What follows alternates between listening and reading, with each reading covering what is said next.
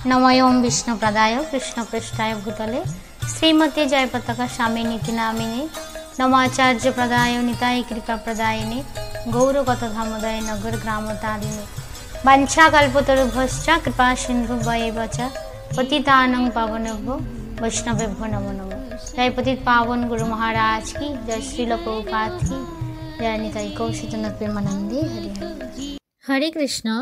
জয়পতাকা স্বামী গুরু মহারাজের গ্রন্থসমূহ।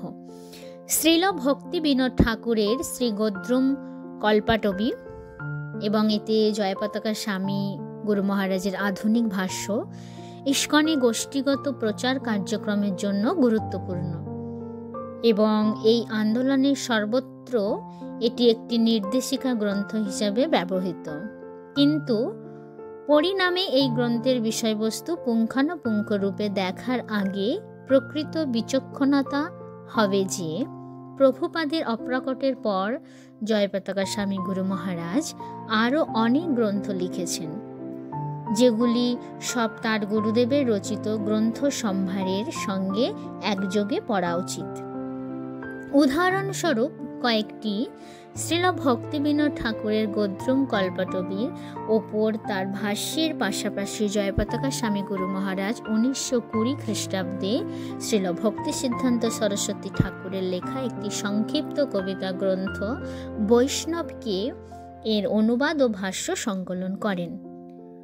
19টি বাংলা শ্লোকের এই রচনায় শ্রীল ভক্তি সিদ্ধান্ত সরস্বতী ঠাকুর পাঠকদের কৃষ্ণ ভাবনামৃতের প্রাথমিক স্তর থেকে শুরু করে গৌড়ীয় বৈষ্ণব ধর্মের পরম লক্ষ্য শ্রী রাধা ভজন এবং চিন্ময় ব্রজধামে বাস করার ওপর জোর দিয়েছেন। নিজের মনের প্রতি প্রার্থনার মতো ভাষার লেখা এই রচনায় সরস্বতী ঠাকুর বৈষ্ণব ধর্মকে বোঝার ক্ষেত্রে পরম তত্ত্বের প্রামাণিক সাধনার থেকে নির্বিশেষবাদ এবং চিন্ময় জগতের উন্নততর বিষয়ে অকালপক্ষ ভাবালুতার মতো অবৈধ প্রন্থাকে পৃথক করেছেন। জয়পতাকা স্বামী গুরু মহারাজ এই রচনাটিকে ভক্তদের আধ্যাত্মিক যাত্রার জন্য প্রাসঙ্গিক বলে মনে করেছেন এবং তাই তা অনুবাদ করেছেন। 1980 এর দশকের মাঝামাঝি ইস্কনের তৎকালীন আন্তর্জাতিক সংবাদপত্র ইস্কন ওয়ার্ল্ড রিভিউ ধারাবাহিকভাবে জয়পতাকা স্বামীর এই অনুবাদটি অথবা কমপক্ষে প্রথম 10টি শ্লোক ছাপায়।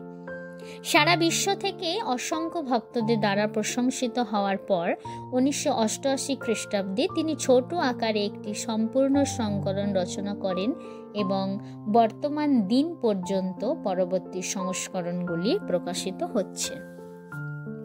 এছাড়াও 1959 খ্রিস্টাব্দে শ্রীল প্রভুপাদ যখন সন্ন্যাস জীবন গ্রহণ করে বৈষ্ণব সাধুর মতো জীবন নির্বাহ করতেন, সেই সময়ে তার রচিত একটি বাংলা কবিতা বৃন্দাবনে ভজন এর অনুবাদ ও ভাষ্য জয়পতাকা স্বামী এই বিশ্ববাসীকে উপহার দিয়েছেন।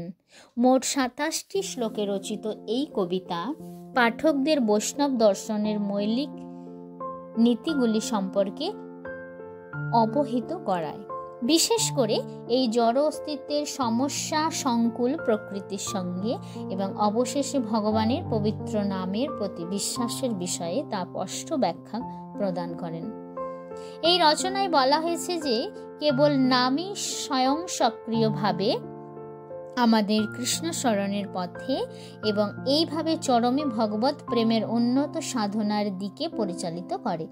শেষের পূর্বের শ্লোকটিতে সারা বিশ্ব জুড়ে এই শিক্ষা প্রচারের লক্ষ্যে প্রভুপাদের পরিকল্পনার কথা বলা হয়েছে, কিন্তু এটি ছিল 6 বছর পর 1965 খ্রিস্টাব্দে, যখন তিনি তার ভাগ্যের পরিপূর্ণ রূপদানের পথে যাত্রা শুরু করেন।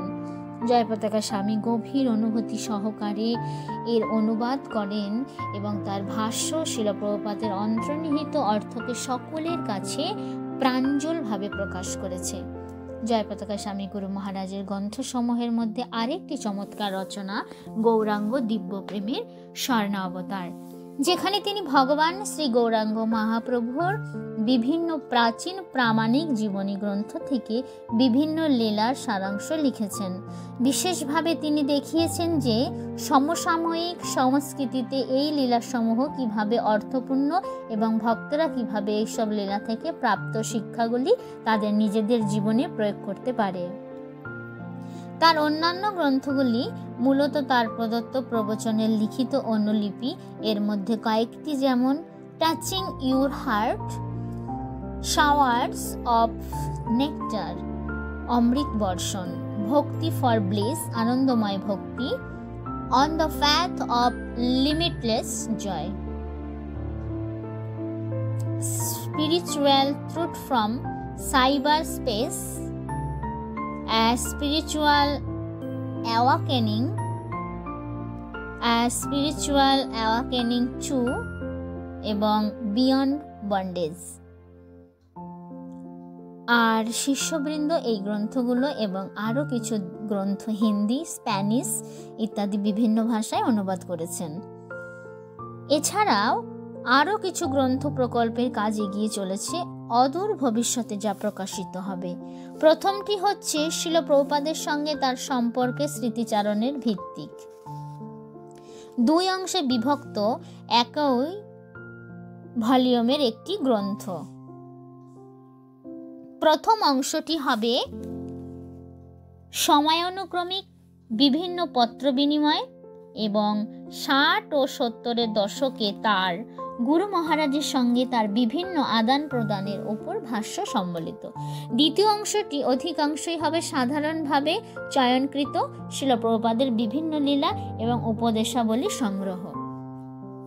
একই সঙ্গে ভগবান শ্রী চৈতন্য মহাপ্রভুর বিভিন্ন ঐতিহ্যবাহী জীবনী গ্রন্থ এবং এই বিষয়ের উপর অন্যান্য গৌরীয় উপাদান ব্যবহার করে শ্রী চৈতন্য দেবের সম্পূর্ণ জীবনীর উপর আধারিত লীলা বর্ণনা গ্রন্থের পরিকল্পনা রয়েছে। এই গ্রন্থের জন্য ব্যবহৃত কিছু উৎস উপাদান হচ্ছে চৈতন্য চরিত, চৈতন্য ভাগবত, চৈতন্য চন্দ্রোদয়, চৈতন্য চৈতামৃত, চৈতন্য মঙ্গল, প্রেম বিবর্ত এবং শ্রীল ভক্তিবিনোদ ঠাকুরের স্মরণ মঙ্গল। একে 4টি বৃহৎ খণ্ডে প্রকাশ করার পরিকল্পনা রয়েছে। 1 ভগবানের আবির্ভাব থেকে দীক্ষা গ্রহণ, দীক্ষা থেকে সন্ন্যাস, দাক্ষিণাত্য ও উত্তর ভারত ভ্রমণ, শেষে পুরীধামে প্রত্যাবর্তন এবং 4 পুরীধামে তার প্রকট লীলার শেষ সময় পর্যন্ত বর্ণনা। জয়পতাকা স্বামী গুরু মহারাজ শ্রী চৈতন্য মহাপ্রভুর সঙ্গে সম্পর্কিত সমস্ত পবিত্র তীর্থস্থান সমূহের পরিক্রমা ভিত্তিক আরেকটি বিশদ দিক নির্দেশামূলক গ্রন্থ প্রকাশ করবেন। গৌরমণ্ডল দর্শন সম্ভাব্য শিরোনামযুক্ত 2 খণ্ডের এই গ্রন্থটিতে তীর্থস্থান সম্পর্কিত পরিভাষাগত গ্রন্থের আন্তর্জাতিক মান বজায় রেখে পূর্ব ও পশ্চিমবঙ্গের তীর্থস্থান সমূহ বর্ণিত হবে। জয়পতাকা মহারাজের সমস্ত গ্রন্থাবলীর মধ্যে উপরে উল্লেখিত শ্রী গোদ্রম কল্পাবতী গ্রন্থটি সবচেয়ে প্রাসঙ্গিক বলে যুক্তি স্থাপন করা যায়, কেননা এটি সেই গ্রন্থ যেখানে শ্রীল ভক্তিবিনোদ ঠাকুর ভগবানের দিব্য নামের ক্রয় ও বিক্রয় নামহট্ট এর একটি সমসাময়িক রূপক উপস্থাপন করেছেন। এটি এক চিন্ময় প্রেমের পারস্পরিক বেচাকেনার পরিকল্পনা যা আধুনিক বিশ্বে বিশেষ মূল্য রাখে। অধিকন্ত শ্রীল ভক্তিবিনোদ ঠাকুর তার কয়েকটি সুপরিচিত বাংলা ভজনেও এই একই ভাব প্রকাশ করেছেন, যেমন দয়াল, নিতাই চৈতন্য, নদিয়া গোত্রমে নিতাই